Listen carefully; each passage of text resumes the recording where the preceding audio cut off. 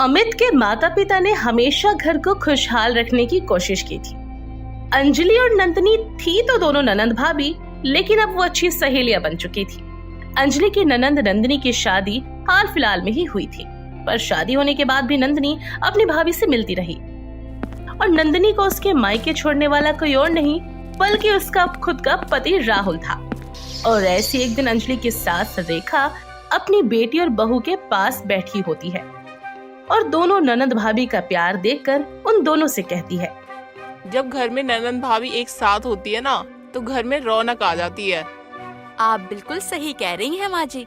ननद जी के साथ रहकर तो ऐसा लगता है कि वो मेरी नंद नहीं बल्कि मेरी सगी बहन है। काश ननद जी हमेशा मेरे साथ रहती। हाँ तो भाभी, आप भी मेरी भाभी थोड़ी ना है, आप तो मेरी सहेली और बहन दोनों हो। और आपको तो पता है ना, मुझे भी आपके बिना जरा भी अच्छा नहीं लगता।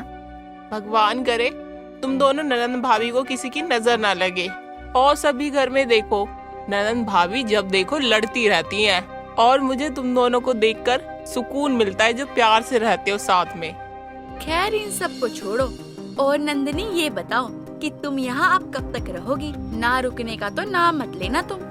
भाभी, यहाँ रुकने आई हूँ कुछ दिन, अब हम खूब मजे करेंगे। बिल्कुल सही कहा तुमने। अब जब तक तुम यहाँ रुकने आई हो तब तक हम खूब मजे करेंगे।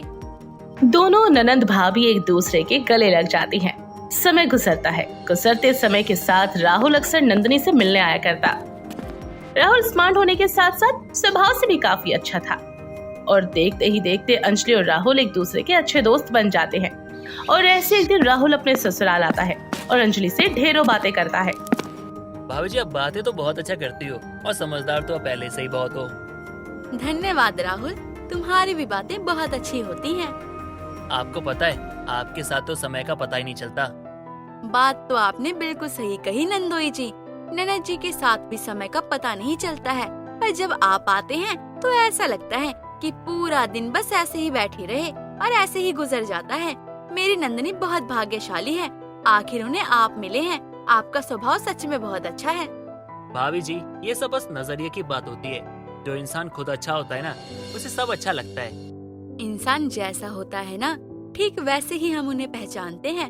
और इंसान को परखने में मुझसे कभी कोई गलती नहीं होती है। ठीक है, वैसे भी आपसे जीत ही कौन पाएगा।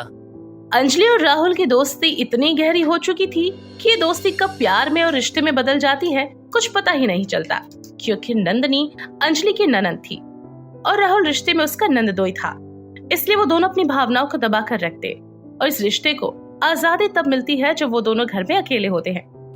नंदिनी अपनी माँ के साथ कहीं पर बाहर गई हुई थी और अंजलि घर पर अकेली थी। तभी वहाँ पर राहुल आता है और अंजलि को घर में अकेला देखकर उसको अपने दिल की बात कहता है। भाभी, मैं जानता हूँ कि जो भी कुछ मैं कहने जा रहा हूँ वो बहुत गलत है और ऐसा नहीं होना चाहिए। और मैंने सोचा भी नहीं था कि ऐसा कुछ होगा, लेकिन अब जो हो चुका है उसे बदला नहीं जा सकता। मैं आपसे बहुत प्यार करने लगा हूँ और मैं आपको अपनाना चाहता हूँ। मैं जानता हूँ कि आप भी मुझे पसंद करती हो, प्यार करती हो, लेकिन आप भी मेरी तरह मजबूर हो, इसलिए आप कुछ कर नहीं पा रही। लेकिन हमारा ये प्यार, ये हमारी नजदीकियाँ, ये बढ़ाता जा रहा है। हम कुछ नहीं कर सकते, हम चाहकर भी इसे रोक नहीं सकते। पर राहुल, आप मेरे नंदोई हैं और अगर ये घर वालों को पता चला तो आप जानते हैं ना क्या होगा। मैं अपनी नंद से बहुत प्यार करती हूँ। प्लीज अंजलि, समझने की कोशिश करो। मैं नंदिनी का पति बनकर अब नहीं रह सकता। मैं तुम्हारा पति बनना चाहता हूँ। अंजलि राहुल की बात का कोई जवाब नहीं देती, क्योंकि इस रिश्ते को सिर्फ राहुल ही नहीं बल्कि अंजलि भी अंजाम देना चाहती थी और इस तरह दोनों अपनी बढ़ती भावनाओं को नहीं रोक पाते और दोनों के बीच एक ऐसा रिश्ता बन जाता है जिसकी उम्मीद ही शायद किसी को हो। समय गुजरता है। गुजरते समय के साथ राहुल अब हर दिन नंदिनी से मिलने के बहाने आता। नंदिनी से ना मिलकर अंजलि से मिलने चला जाया करता। ये देखकर कहीं ना कहीं नंदिनी को इस रिश्ते पर शक हो जाता है। राहुल और अंजलि के बीच बढ़ रही नजदीकियों से घर में तनाव पैदा हो चुका था और नंदिनी को अब शक भी होने लगा था कि उसके पति और भाभी का जैसा कुछ दिखता है ये वैसे से बिल्कुल अलग है। और ऐसे एक दिन नंदिनी अपनी माँ से कहती है, माँ, मुझे लग रहा है कि अंजलि भाभी और राहुल के बीच कुछ चल रहा है। अरे बेटा, तू ज्यादा मत सोच, दोनों दोस्त हैं, कुछ ज्यादा गलत नहीं है उन दोनों में। और वैसे ही मजाक करते हैं वो लोग। और देखो, नंदोई और भाभी के रिश्ते में तो इतना मजाक चलता है। माँ, दोस्ती और प्यार में फर्क होता है। मुझे डर है कि कहीं हमारे परिवार की इज्जत पर कोई आंच ना आए। तुम कुछ ज्यादा ही सोच रही हो। मुझे अपनी बहू और दामाद पे पूरा भरोसा है, तो इतना मत सोचो, बल्कि उन पर भरोसा रखना सीखो। वो कभी गलत नहीं करेंगे। पर माँ, पता नहीं क्यों मेरा दिल नहीं मान रहा। मेरा दिल कह रहा है कि कुछ तो गड़बड़ है। अरे अब हम सब एक घर में रहते हैं, और वैसे भी तू ही तो कहती है ना कि भाभी कम वो दोस्त ज्यादा है तेरी, तो इतना ज्यादा मत सोच। नंदिनी अपनी माँ की बात सुनकर शांत हो जाती है। उसका शक भी अभी लेकिन दूर नहीं हो पाया था और वो अपनी भाभी और पति पर नजर रखने लगी थी। कई दिन निकल जाते हैं लेकिन फिर भी कुछ पता नहीं चलता। और ऐसे ही एक दिन नंदिनी कहीं बाहर जाती है तो वो वहाँ पर राहुल और अपनी भाभी को देखती है। राहुल अंजलि को अपने हाथों से खाना खिला रहा था और कुछ देर बाद वो उसके गले भी लगता है। ये देख अंजलि का शक यहीं से यकीन में बदल जाता है और वो रोते हुए अपने भाई के पास आती है और उसको सारी बातें बताती है, जिसे सुनकर अमित को बहुत गुस्सा आता है। और इसके बाद सभी लोग राहुल और अंजलि का इंतजार कर रहे होते हैं। जब राहुल अंजलि के साथ आती है तो अमित अंजलि से पूछता है, अंजलि, ये सब क्या है? मैं क्या देख रहा हूँ ये? वो अमित जी। भाभी, आज मैंने अपनी आंखों से सब कुछ देखा है। प्लीज भाभी, आज झूठ मत बोलना, सच बता दो। आप दोनों के बीच क्या है? क्यों आप हमारी आंखों में धूल झोंक रही हो?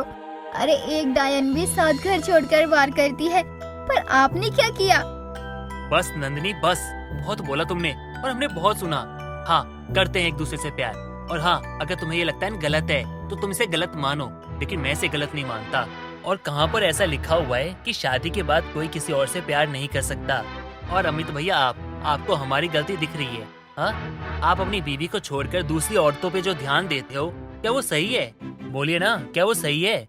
अपनी पत्नी को इग्नोर करके दूसरी औरतों के साथ ऐश मौज करते हो, वो सही है। और आपकी पत्नी किसी और से प्यार भी करे तो वो गलत है।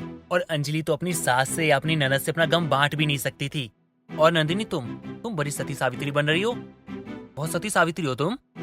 बताओ कि सबको तुम्हारी सच्चाई। तुम भी अपने भाई से कम नहीं हो। मेरी जुबान बंद है ना, तो बंद रहने दो, ज्यादा अच्छा होगा। आप लोगों की इसी हरकत के कारण हम लोगों को अकेलापन महसूस हुआ, जिसके कारण हमारी नजदीकियां बढ़ गई और हम एक दूसरे से प्यार कर बैठे। आप लोगों ने किया तो वो सही था और हमने किया तो गलत। ऐसा क्यों? राहुल की बात सुनकर सभी की आंखों में आंसू थे। इसलिए अमित और नंदिनी अंजलि और राहुल को छोड़ देने का फैसला करते हैं। यानी कि तुम दोनों अब साथ रहना चाहते हो? हाँ। ठीक है अंजलि, भले ही मैंने तुम्हें समय ना दिया हो, पर तुम्हें इस चीज़ को समझना चाहिए था। खैर कोई बात नहीं, कहीं ना कहीं गलती सच में मेरी ही थी। असली प्यार किसी को पाना नहीं बल्कि सेक्रीफाइस करना होता है। जाओ, अगर तुम राहुल के साथ खुश हो तो खुश रहो। भैया बिल्कुल सही कह रहे हैं। भले ही मेरे भाई और मुझे धोखा मिला हो, पर तुम खुश रहो राहुल।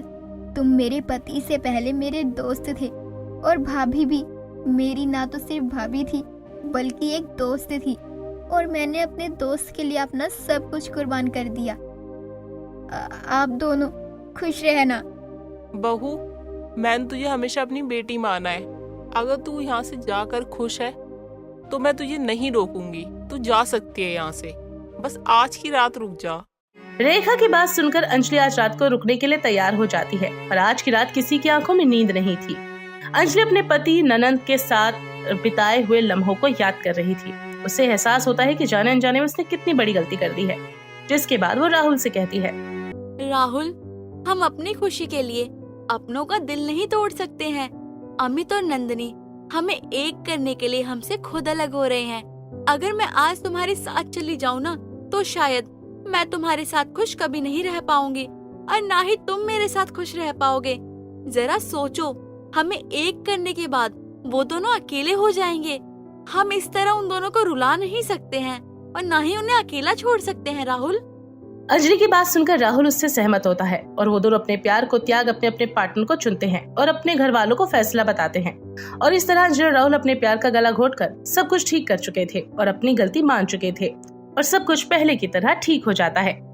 दोस्तों, अगर आपको ये कहानी पसंद आई तो इसे लाइक करें, शेयर करें और कमेंट करके बताएं कि कहानी में आपको सबसे अच्छा क्या लगा।